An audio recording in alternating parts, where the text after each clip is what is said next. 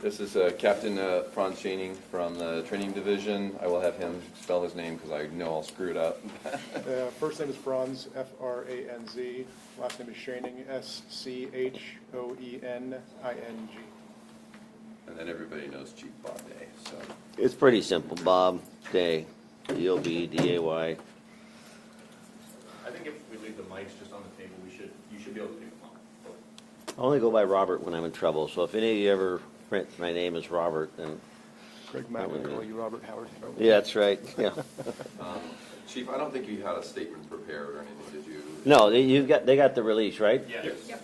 They got the release, so So I yeah. think just out of the gate, Chief, you can just kind of explain your reasoning for going down this road. Right. Well, a couple things. One, appreciate you folks showing up today. One of my commitments to my goals along the lines of crime, reducing crime and the fear of crime through community engagement and enforcement.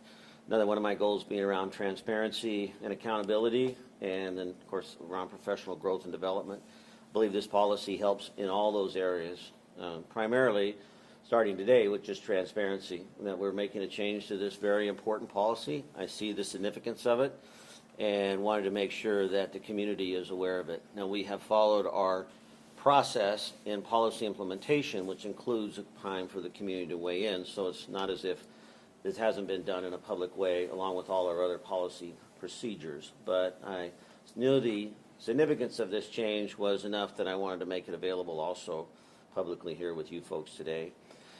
As I said, I see that this policy change fits into my three goals, primarily, first of all, around reducing crime and the fear of crime through community engagement and enforcement.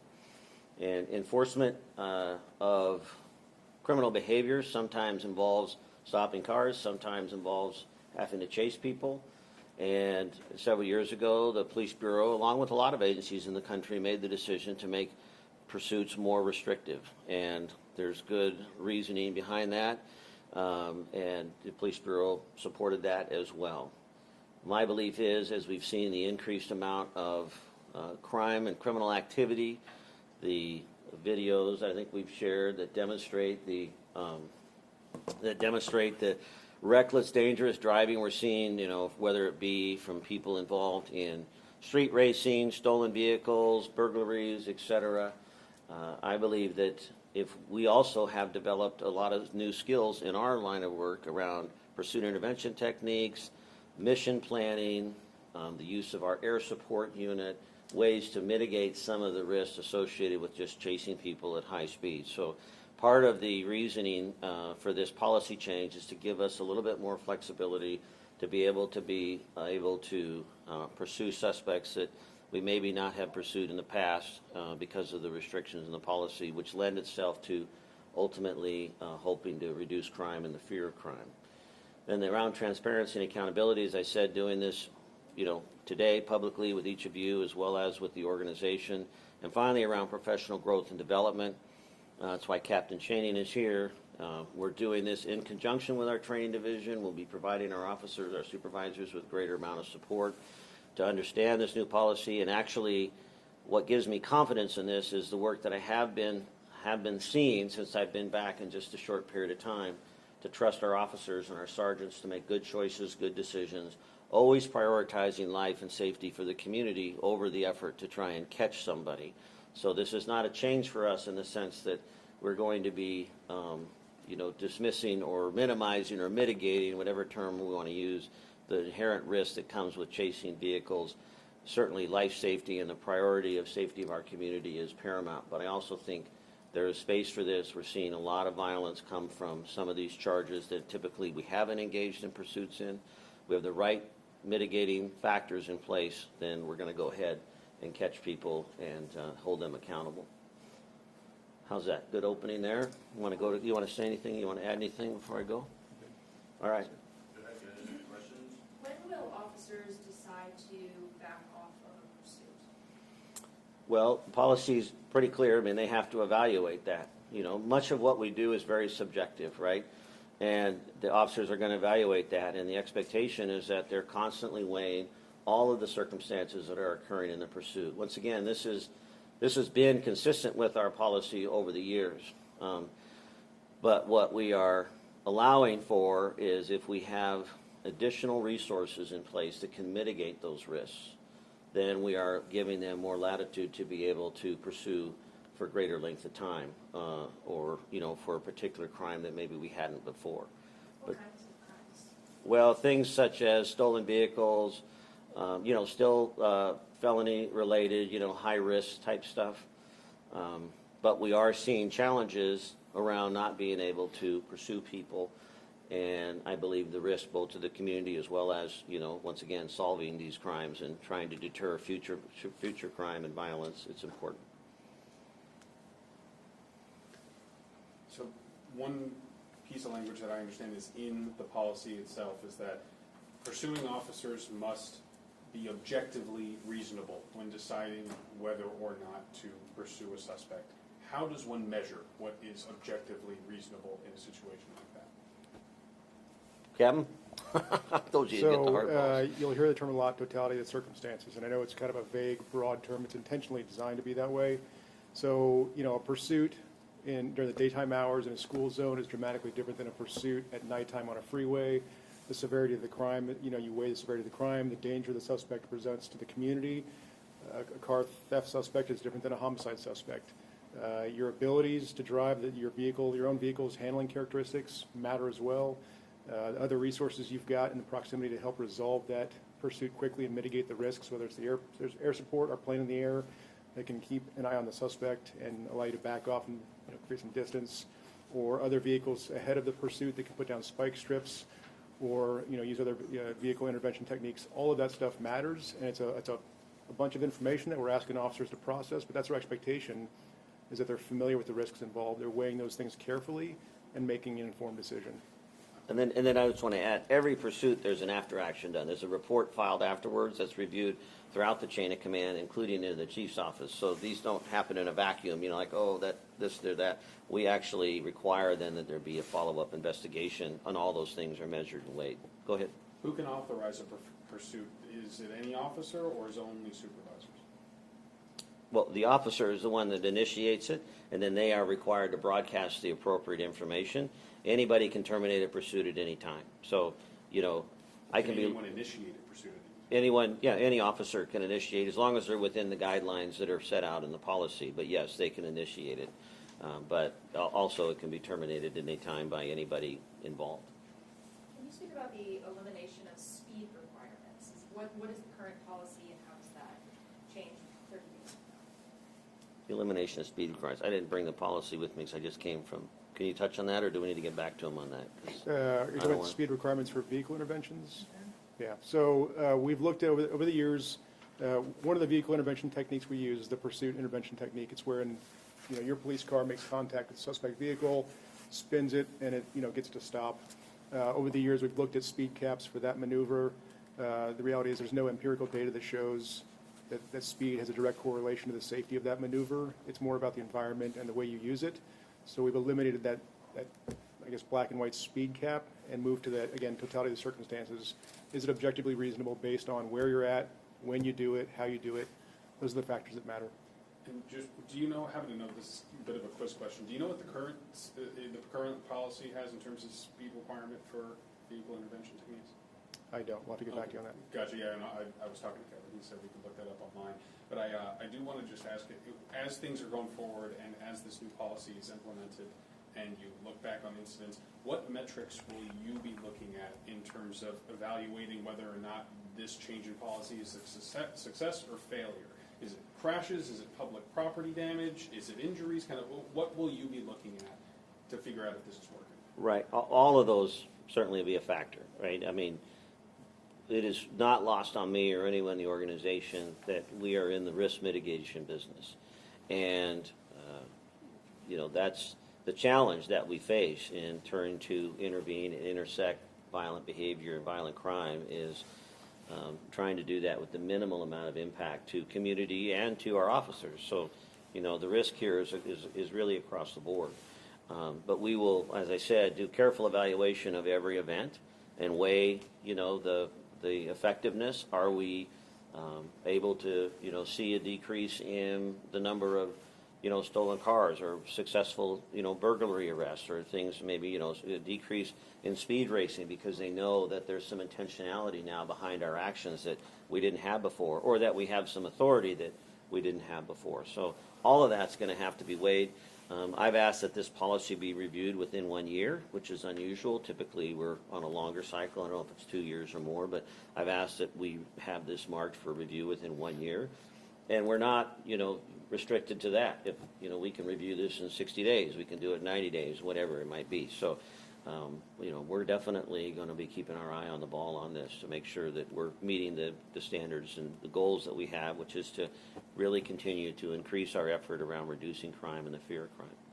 Can you speak at all to the people taking advantage of the current policy that's said in the report, like anecdotally, officers will hear from people that, yeah, they're going to try to outrun cops in Portland because they're not going to enforce anything. So can you speak about the law? Mike, or Kevin, you guys drafted the release. I have heard that anecdotally. My observations were more based around some of the video release. There's some studies out there that suggest that if we don't chase people, they won't continue to drive erratically. And we have shared some videos that demonstrate the fact that people continue to drive at a really reckless, dangerous speed. So once again, we're managing this risk. Is it better to have an emergency vehicle that can provide some level of warning? And I'm not suggesting that even those people we would chase because it may not be objectively reasonable. Every situation is different. But if we have a chance to provide a certain level of warning to the community, if we have a chance to put our officers in position to interdict that so that that person doesn't continue to drive at that's extremely high rate of speed, then I think we're better off. But we do have, like I said, the film stuff, the comments, the statements about people saying that's being reported to police officers, but I don't have a record of that personally. Yeah, that's not something we would track. Yeah, I know it said anecdotally. or anything, so Yeah. I was just curious. Yes, ma'am. I was just going to ask if you have anything to say to other agencies. You mentioned that there are other agencies across the country that are making this shift. A few years ago, when you guys cracked down on really stopping pursuits, that was a nationwide kind of wave of stopping. So what would you say to other agencies that are considering also making changes like this? I guess how we balance that community message of just the fad of changing pursuit policies. Right. Well, I can tell you right now, nationally, the conversation around public safety is, an ever-shifting landscape. And it's certainly, with 18,000 police departments in this country, there's a variety of opinions about what that looks like and how it happens. So each department, each sheriff's department, each agency is to be responsible to the community they serve.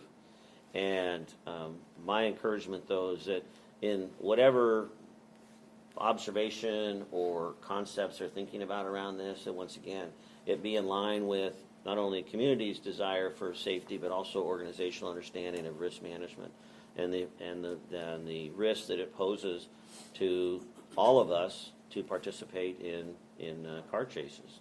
At the same time, trying to address some of these really difficult issues that we're facing. Do you hope this change in policy sends a message to criminals?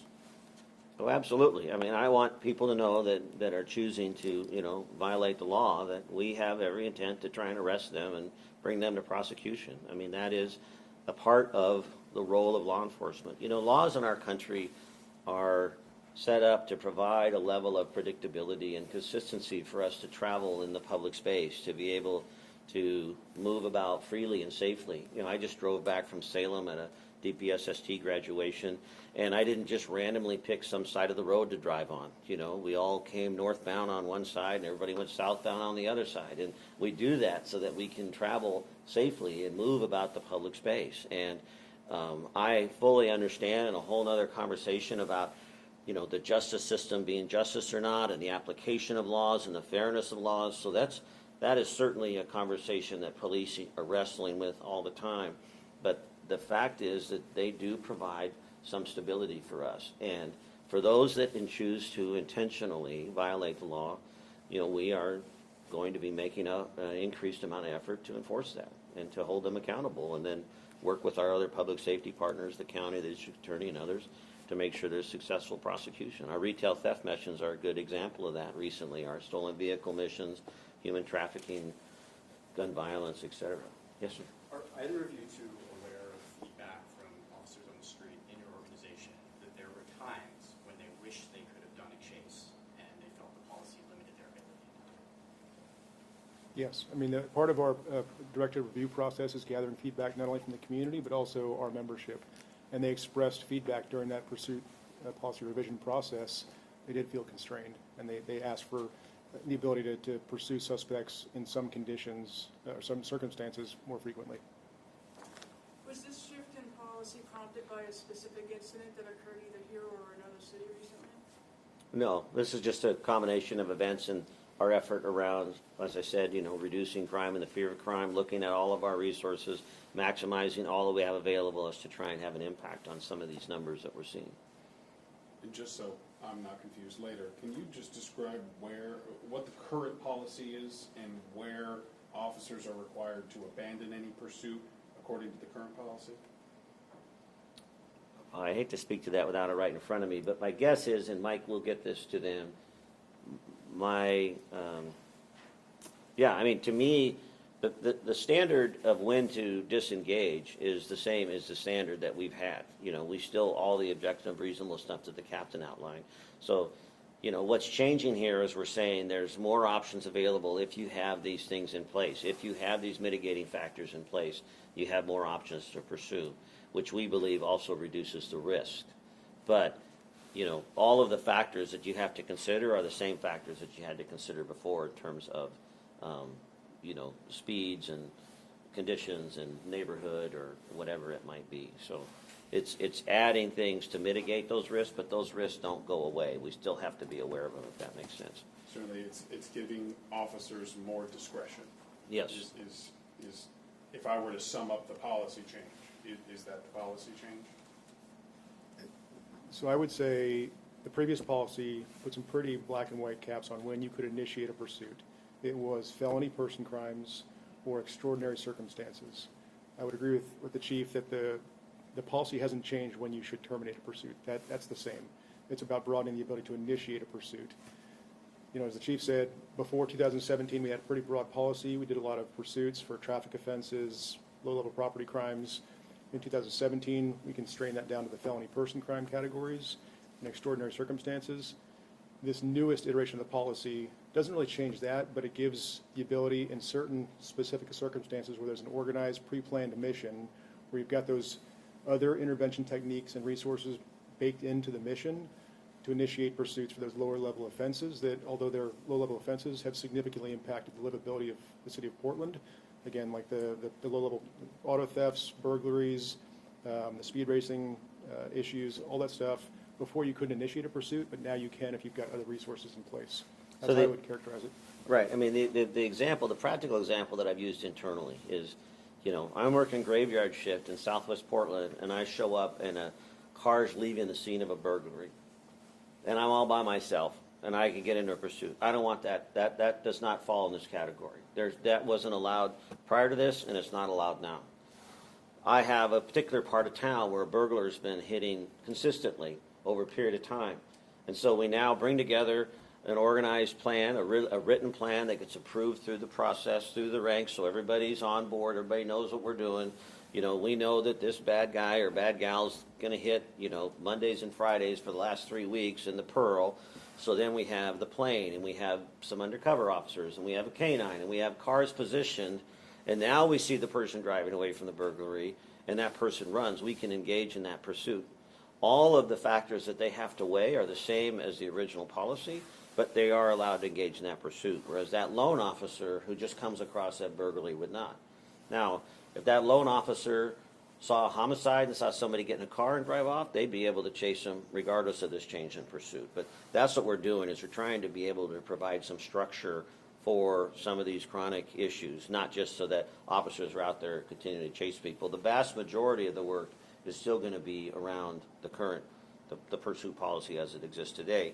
This creates that latitude and discretion for when we have a more structured approach. Does that make sense? Yes, it does. And just to clarify, and under the old policy, even if there were the planes and the Right, support, they could not they pursue. could not pursue because Right. it was a burglary. and Right, not a person. exactly. Okay. Yeah, Thank right. you. So this gives us some opportunity to pursue those. And you know, what we're finding, street racing, stolen vehicle missions in particular, you know, a lot of guns, people have been killed. I mean, you know, there's some very serious violent crime associated with that behavior that in our old policy said, well, you know, it hasn't risen to this yet.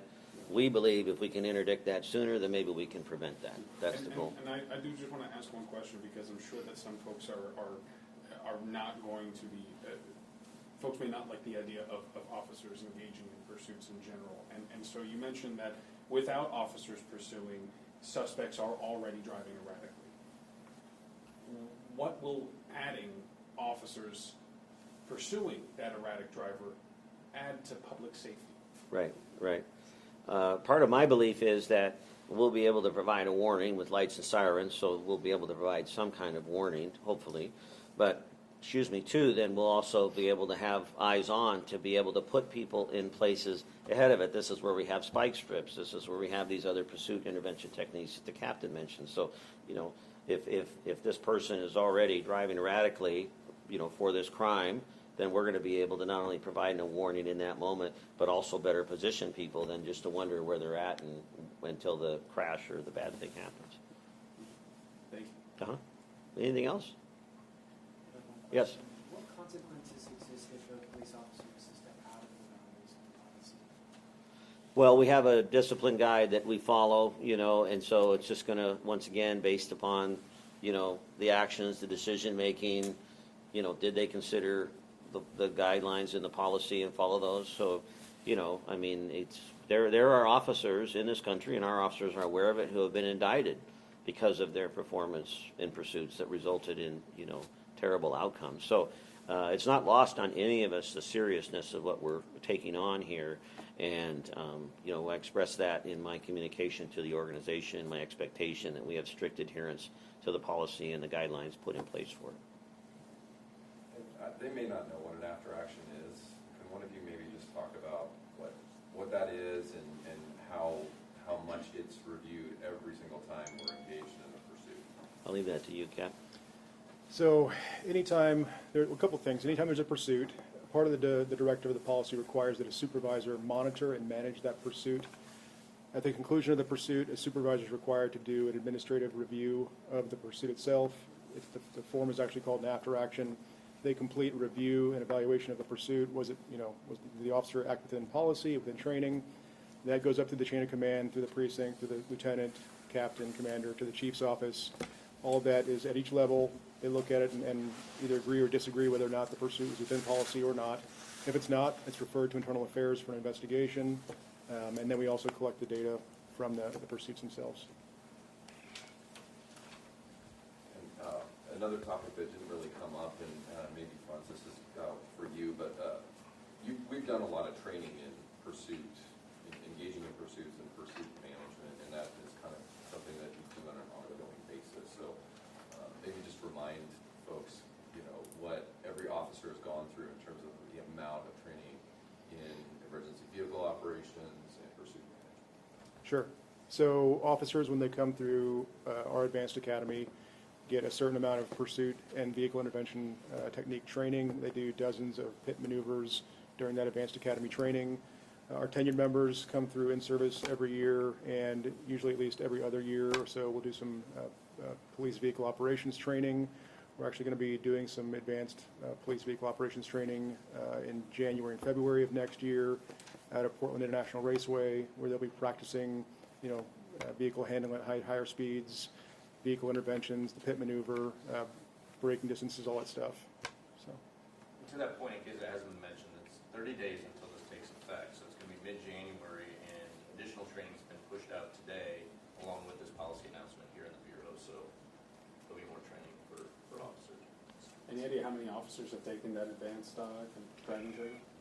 the one that's scheduled for next year. Though it's scheduled next year, do you know how many people are? We'll be putting all of our operations branch uniform members through that training. So every officer and sergeant assigned to the precincts and our focused intervention team will be doing that training. Gotcha, thank you.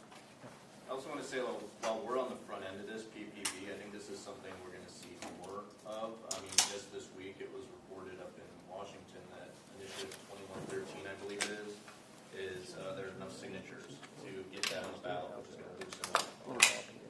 see We'll this just give it to this Kevin week and with then- this new policy. So we're on the front end of it, but I think we're gonna be seeing more of it as well, especially in this region. All right. Nice job, everyone. Thank you. Wish you the best this weekend. Hopefully you won't get called, I won't get called.